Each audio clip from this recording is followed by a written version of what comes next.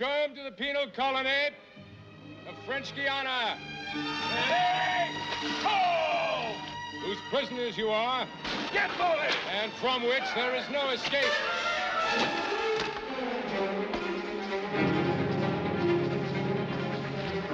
Steve McQueen, Dustin Hoffman. Two men with nothing in common but a will to live and a place to die. So, continuing the series of Steve McQueen movie reviews, I'm going to be talking about the 1973 film Papillon, starring Steve McQueen and Dustin Hoffman. Hello and welcome to Brandix Reviews. So today I'm going to be talking about the 1973 film Papillon. Now, first off, sorry I'm not fully dressed today. It is red hot in the UK as I'm recording this, and there's no way I'm putting a jumper or a t-shirt or anything on, even for like 1 minute, because it's just red hot, so whatever. That aside, anyway, this film is one of Steve McQueen's that sometimes gets overlooked. But then again, a lot of people do like this film. A lot of people regard this as one of his last films, even though he went on to do another 4 films after this. For context in his career, as I've spoken about in previous recent videos, he passed away when he was 50. And when he did this movie, he was about 42, 43. And his career had been kind of, well, obviously movies and television since he was around about 28. So it was kind of towards the end of his career, especially in context of the number of films he did. He didn't do that many films after this point. I think he did The Towering Inferno the year after. That was a big budget one. Then he did another 3 films. He did Enemy of the People, Tom Horn, and The Hunter, which I talked about on the channel a few weeks ago. So for context, that's where this movie fits in his career anyway. Now, a lot of people have said as well with this is Steve McQueen at his acting best, because he was always one of those actors who was very physical, kind of like a lot of action stars. I mean, he wasn't an action star, but it's the same sort of thing. You know, people like Jason Statham, for example. He's another one who just kind of looks cool. He's not like the best actor necessarily, but his films are great and he's great in them. Steve McQueen was a bit more, had a bit more diversity in his roles. Like I say, he wasn't an action star or just a comedy actor or anything like that. He had a bit of diversity in there, and he did some good epic films. But his acting in pretty much the best of his films was just Steve McQueen being himself, just kind of not just turning. Not I wouldn't say he was turning up for a paycheck or anything like that. Like Bruce Willis in his later years. Granted, I realise he's had an illness as well. His style of acting was more bringing to the screen more than what's in the script, and he was very well known for doing this. A lot of the time, especially earlier on in his career, he did this to compete with other actors. Most notably Yul Brynner in The Magnificent Seven. Steve McQueen wasn't given lines as such, so what he brought to the role was something more physical. So rather than saying something or doing something in the script, he would be doing something like playing with his hat or something in the background, kind of distracting, but also bringing attention to himself. So in this film, the reason I mention all this for the context of this movie, Papillon, is because in this one he does seem to do a lot more acting. He does seem to do a lot more of traditional acting, bringing something to the role with expression, with his lines, the dialogue. And there's not a huge amount of dialogue in this film as well. There's entire sequences that go without a word spoken. But you don't feel it. That's what's good about the film. The way I've just described that sounds very boring, but it's not. And one thing I will say about this film is there's a lot of it is kind of downbeat a lot of the time as well. It's one of those movies, obviously by contrast, because you've got The Great Escape, which is obviously, he's in a prison camp in that film. In this, very similar. The Great Escape is a bit more fun, granted the subject matter isn't, but the movie itself is a bit more fun, the way it's presented. If he gets sent into isolation in The Great Escape, he pretty much comes out the same guy that was when he went in. In this movie, it's a bit more realistic. When he goes into isolation in this, it breaks him, and this happens a couple of times in the movie, and throughout the movie you see his character just broken down. He starts off in the movie pretty much as the Steve McQueen that you recognise him for, like in all his other films. By the end of the film, obviously he still looks like Steve McQueen, but the acting that he gives is fairly unrecognisable in contrast to his other movies. So if you want something different from him, if you want to watch any Steve McQueen films, and this is one that you haven't seen, I would definitely recommend this one, and it is a very good film as well. It has to be said. It's a masterpiece. It really is. And I haven't mentioned Dustin Hoffman is in this movie as well. Obviously, I'm going on about Steve McQueen because I've been doing a lot of reviews over the years, and this is one that I haven't done from that context. But Dustin Hoffman is pretty much equal build in this, but he is secondary to Steve McQueen. He didn't get paid as much, which I understand was a bit of a set of tension between the two actors when they were making the movie. But yeah, Dustin Hoffman gives a great performance in this movie. It was quite early on in his career as well. Obviously, he was a guy that kind of came out in the 70s as a big name actor. So obviously, movies like this helped that because, like I said, it's a great performance. The concept of the movie, without giving spoilers, it's very difficult to give spoilers away. It is what it is. This movie, it's kind of like Titanic. You kind of know what happens. Maybe not as notoriously, but the point of the movie is it's the South American prison, and it's based on a true story. Basically, the character that Steve McQueen plays was a real life person. He wrote a book in real life after he came out of the prison, and that's what this movie is based on. From what I understand, I think it was Henri Charrier, I think he was called. Didn't actually live to see this movie getting finished. I think he died of lung cancer sometime around when this movie was being filmed. But it's his true story to a degree. Anyway, some of it's kind of fictionalized, if that's a word. And it's to do with a lot of escapes and things like that, and the stuff that goes on in this prison camp, how brutal it is. The Dustin Hoffman character is called, I think it's Louis Dager, and he has a lot of money with him, kind of hidden on his person, let's just put it that way. And when himself and the Steve McQueen character are travelling by boat to this island where they're going to be spending many, many, many years in this prison camp, there's a concern that Dustin Hoffman is going to be murdered by other prisoners on the way because he's got this money on him and is quite a high profile guy. So he tells Steve McQueen that if he keeps him alive for as far as this boat ride gets to the island, if he does that, in exchange, what he will do is he will pay for any escape attempt that he wants to arrange for himself, because that would include things like bribing guards, paying for things like boats, that kind of stuff. So that's the deal between these two, and he does do that as well. An attempt is made on Dager's life. Steve McQueen stops it, helps him, so he keeps his word, and they become good friends anyway.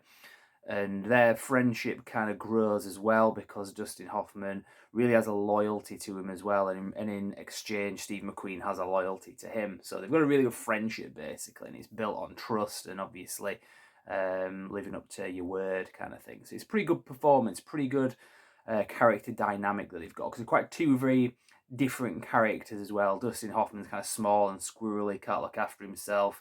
He's got a lot of money. Steve McQueen is a bit more what's the word I'm looking for? Capable of looking after himself anyway, let's just put it that way. He's a bit more streetwise as well. So the two of them, like I say, kind of work off each other, and it's great. It's a great friendship that they've got right till the end of the movie as well. And stuff goes on throughout the movie, like I say, there's various escape attempts. Just watch the film, you'll see what I mean. There's some sequences that are just very kind of like, for the next 10-15 minutes, you're just going to have Steve McQueen in isolation, slowly going mad. But then other entire sequences of the movie will be very epic. It'll be him like on the run, all this kind of stuff, jumping off cliffs, that kind of stuff that happens in the movie. If you watch the trailer, you'll see lots of different things. So it's not all one thing. One movie that I would compare this to is a very good one called Midnight Express, which I saw last year. That's a very, very grim movie in contrast. It's a similar sort of thing anyway. If you like films like Midnight Express, you'll like this. I would say this is a better film, but Midnight Express is very good as well. So what else is there to say really? The film score as well. This is one of the Jerry Goldsmith's movie scores. If you're familiar with him, he's done so much stuff over the years. Did a lot of action movies throughout the 80s. and into the 90s, like Rambo and Total Recall. Did a lot of sci-fi movies as well, like Alien and Star Trek, the motion picture. Just such a great legacy, and Papillon is one movie score that is on the list of a lot of people's favourites of his as well. I've actually got the soundtrack. This is an imported version, obviously, but this is the soundtrack on LP. And I got this quite recently, actually, off Discogs. Wasn't terribly expensive.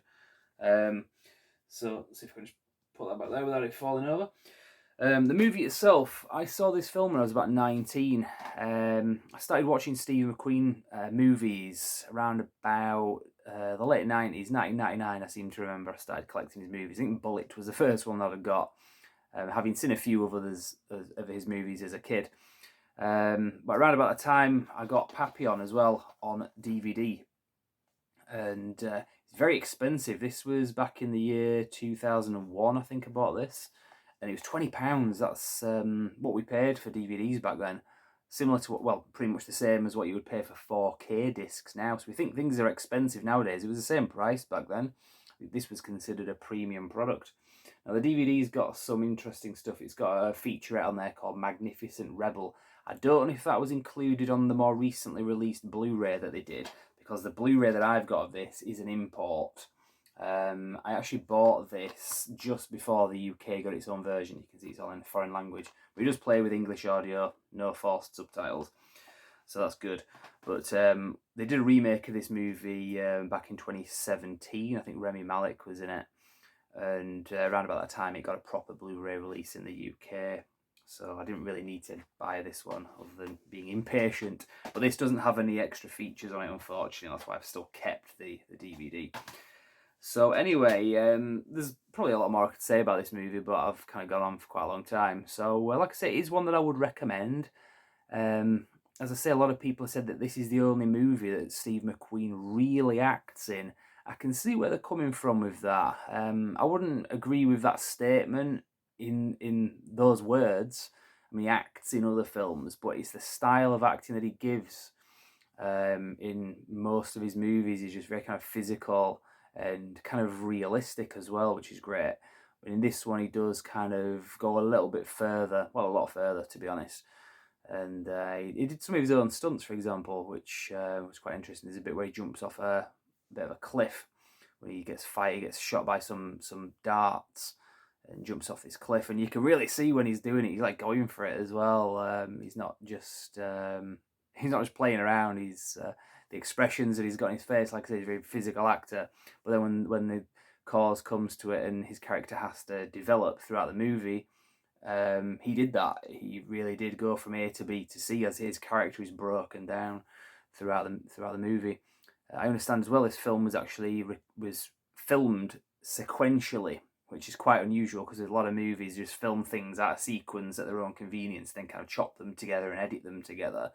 But for this, for the sake of, well, I understand it was for this reason, for the sake of Steve McQueen getting into his character, developing from who he is at the beginning to the end of the film.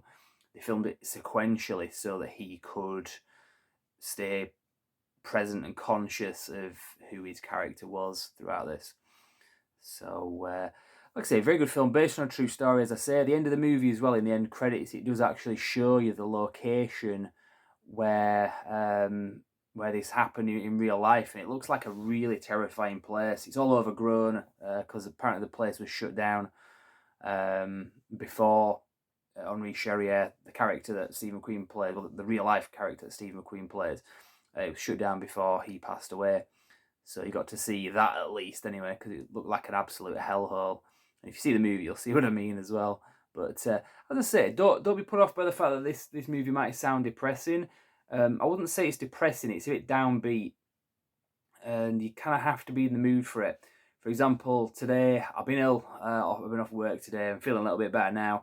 But I just didn't have the energy for anything. I was in bed for a while and I just got up and I thought, I want to do something, but I don't have the energy to do anything. I'm not in the mood for any kind of movies or anything, unless it's something very specific that is kind of in sync with what I'm feeling.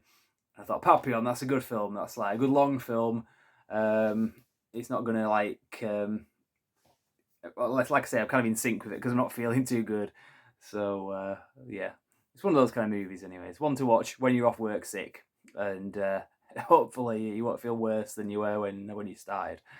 So I'm not really endorsing this movie very well. I'm kind of making it sound like it's depressing or sad or something.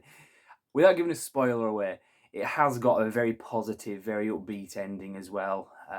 So don't think you're going to watch this and it sucks and then the movie ends.